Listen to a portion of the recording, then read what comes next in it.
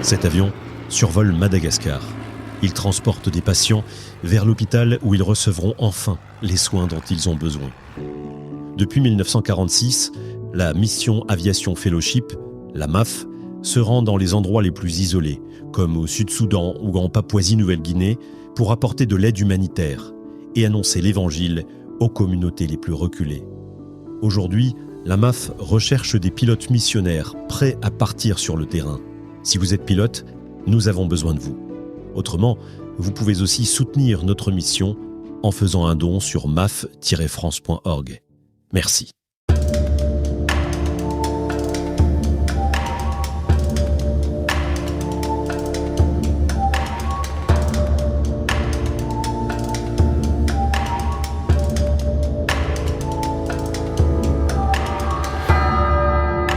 Épisode 1. La Bible est une bibliothèque.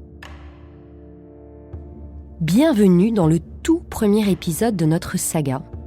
Il est question de bibliothèque, d'étagères, de rayonnage. Non, nous ne sommes pas dans un tuto Leroy Merlin.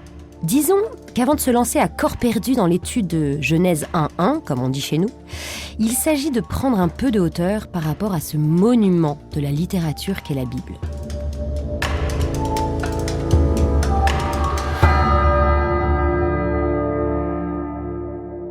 Je ne sais pas pour vous, mais je trouve qu'on a souvent une approche épisodique de la Bible. Un peu comme si on vous mettait un foulard sur la tête dans une grande maison avec plein de pièces et plein de jolis meubles. 3 tours sur vous-même, on vous approche d'un guéridon dans le salon et là on vous enlève le foulard. Vous vous dites alors « Waouh, très joli guéridon ». Et à ce moment-là, bim, on vous remet le foulard. 3 tours sur vous-même, on vous emmène dans la salle à manger et on vous rapproche du buffet. Super, magnifique buffet. Mais en fait, vous êtes bien incapable de dire où se situe ce buffet par rapport au guéridon, ni dans quelle pièce exacte vous vous trouvez. Eh bien, c'est un peu pareil parfois avec l'étude de la Bible. Un coup, on vous racontera l'histoire de Moïse. Un autre jour, on vous parlera du grand exode à Babylone. Et ça, juste avant de vous parler de Noé et du déluge. Du coup, au bout d'un moment, on a un peu de mal à savoir qui se situe avant quoi et inversement. On perd un peu le sens de l'histoire. Et puis, souvent, on ne se concentre que sur les grandes histoires. Et on passe sous silence des passages plus techniques, que l'on dira même rébarbatifs. Il manque souvent une vision d'ensemble, un peu exhaustive. En fait, le meilleur moyen de regarder la Bible dans son ensemble, c'est déjà se dire que la Bible, ce n'est pas un livre unique. Non. La Bible, c'est une bibliothèque. Cette bibliothèque, elle se compose de 73 livres. Alors attention, on va faire un petit peu de visualisation. Imaginez 2 colonnes. L'Ancien Testament à gauche et le Nouveau Testament à droite. C'est comme le tome 1 et le tome 2 de la même grande histoire. L'Ancien Testament, vous êtes toujours à gauche, comporte 46 livres. Il est d'ailleurs écrit principalement en hébreu. Le Nouveau Testament, à droite, il comporte, lui, 27 livres, et il est écrit en grec. Revenons à notre colonne de gauche, l'Ancien Testament. Elle est composée de 4 étagères. Première étagère, tout en haut, la Torah. La Torah appelée aussi Pentateuque, du grec 5, car il y a 5 livres, depuis la création jusqu'à l'entrée en terre promise. Deuxième étagère, les livres historiques. 16 livres, depuis l'entrée en terre promise jusqu'à 100 ans à peu près avant Jésus-Christ.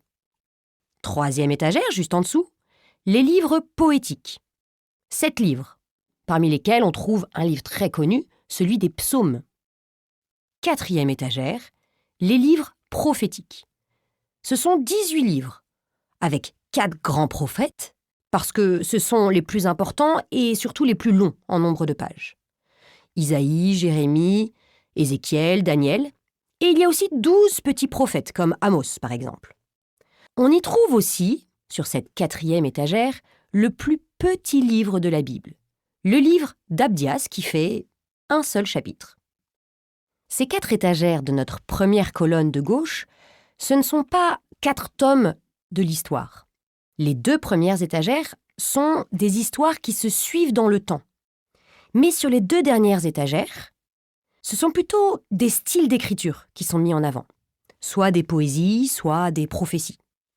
Passons maintenant à notre colonne de droite, le Nouveau Testament, lui aussi composé de 4 étagères.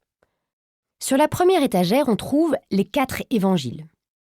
J'ai un petit moyen mnémotechnique pour que vous vous souveniez de l'ordre des évangélistes. Une phrase toute bête. Math Maluge. Matthieu, Marc, Luc et Jean. Math Maluge. Deuxième étagère, un livre tout seul, Les Actes des Apôtres, écrit par Luc, et il raconte les débuts de l'Église. Troisième étagère, 21 lettres. 13 écrites par Paul, une d'un auteur inconnu, la lettre aux Hébreux, une de Jacques, 2 de Pierre, 3 de Jean et une de Jude. Ça fait bien 21. Quatrième étagère, un seul livre aussi, l'Apocalypse, écrite par Saint Jean. Comme pour l'Ancien Testament, ces 4 étagères ne sont pas 4 tomes d'une histoire. Les 2 premières sont des histoires et se suivent dans le temps, mais les 2 suivantes sont plutôt des styles d'écriture, des lettres pour les épîtres et des visions pour l'Apocalypse. Les auteurs sont nombreux dans l'Ancien Testament. On connaît un petit peu mieux ceux du Nouveau Testament. Ce qui est important à retenir, c'est qu'ils sont tous des êtres humains, avec leurs qualités, avec leurs défauts. Mais alors, pourquoi dit-on que la Bible est la parole de Dieu si elle a été écrite par des hommes? Les chrétiens croient que ceux qui ont écrit ont été inspirés par Dieu. Dieu leur a fait comprendre ce qu'il voulait dire, et après, chaque écrivain l'a écrit avec son style à lui. Un peu comme Jésus est considéré comme entièrement homme et entièrement Dieu. La Bible, elle, est considérée comme entièrement écrite par des hommes et entièrement écrite par Dieu, au sens où c'est Dieu qui l'a inspirée. Côté langue et traduction, comme je vous le disais tout à l'heure, l'Ancien Testament est écrit principalement en hébreu et le Nouveau Testament en grec. À l'époque où on a écrit l'Ancien Testament, la langue des lecteurs était l'hébreu. À l'époque de Jésus et du Nouveau Testament, le grec était devenu l'équivalent de notre anglais à nous, une langue internationale, tandis que l'hébreu était devenu une langue qui servait pour les temps de prière, c'était la langue liturgique. Ainsi, même si Jésus parlait araméen quand il allait acheter son pain à la boulangerie, ou quand il enseignait, ceux qui ont écrit sa vie ont choisi le grec pour que le plus de monde possible puisse lire son histoire. La Bible a été écrite, mais la Bible a aussi été traduite. Avant la naissance de Jésus, à la demande du pharaon Ptolémée, qui voulait disposer dans sa fameuse bibliothèque d'Alexandrie d'un exemplaire de la loi de chaque peuple du monde, donc à sa demande, 6 juifs de chacune des 12 tribus d'Israël, appelés les Septante, car 6 fois 12 ça fait 72, ces juifs se seraient isolés sur l'île de Pharos et auraient traduit, chacun de leur côté, l'Ancien Testament. Le Nouveau Testament, vous l'aurez compris, n'existait pas encore, puisque c'était avant la naissance de Jésus. Lorsqu'ils comparent leur traduction, les Septante s'aperçoivent qu'ils ont tous la même. Cette histoire, certes symbolique, racontée dans la lettre d'Aristée, est une façon de signifier que la traduction de la Bible en grec a elle aussi été inspirée par l'Esprit Saint. En effet, c'était la première fois que la Bible était traduite dans une autre langue. Il y a parfois des discussions pour savoir si on peut comprendre des paroles venues de Dieu dans n'importe quelle langue, ou si, au contraire, certaines langues sont sacrées. Les Juifs, puis les chrétiens, ont considéré que Dieu se révèle à travers différentes réalités. La création, l'homme, les événements, les textes. Et pas dans une réalité et une langue uniquement. La Bible peut donc être comprise, même si on ne la lit pas dans sa langue d'origine. Quelques siècles après Jésus, la langue correspondant donc à notre anglais est devenue le latin et non plus le grec. C'est alors que Saint Jérôme, un moine qui a quand même consacré 34 ans de sa vie à traduire la Bible, il s'est installé à Bethléem pour ça, eh bien c'est lui qui a commencé à traduire la Bible du grec au latin.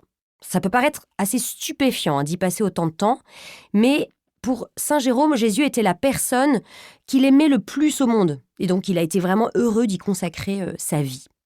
D'ailleurs, il a dit une phrase qui est vraiment, mais qui devrait tous nous parler, c'est ignorer les Écritures, c'est ignorer le Christ.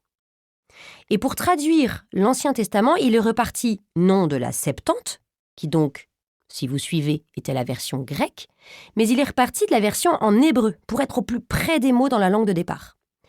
Cette version de la Bible, traduite de l'hébreu au latin, s'appelle la Vulgate. Et puis ensuite, on a traduit la Bible du latin au français, et puis dans les autres langues actuelles. On continue d'ailleurs à faire de nouvelles traductions, car même si notre langue est toujours le français, elle continue d'évoluer. Je ne sais pas si vous le savez, mais la Bible, c'est le premier texte imprimé de l'histoire par Gutenberg. Et c'est le livre le plus lu au monde. Conclusion, nous n'avons pas dans les mains un gros bouquin trop long à lire dont la lecture s'appréhenderait un peu comme une ascension de l'Everest. Mais en fait, on a 73 livres. C'est donc une bibliothèque. Cette bibliothèque, elle pourra rester dans notre chambre toute notre vie. Et selon nos envies, nous pourrons y choisir un livre ou un autre. C'est pourquoi c'est hyper important de connaître l'organisation de cette bibliothèque, de savoir comment sont classés les livres, pour pouvoir facilement trouver ce qu'on veut lire. C'est important aussi de comprendre cette double organisation chronologique et aussi par genre littéraire. Une autre façon d'avoir une vision d'ensemble sur la Bible, c'est justement d'aller comprendre cette chronologie. C'est pas évident d'appréhender une histoire qui s'étale sur des milliers d'années entre la création du monde et l'arrivée de son sauveur. Eh bien, ça tombe bien, c'est ce que nous verrons dans le prochain épisode.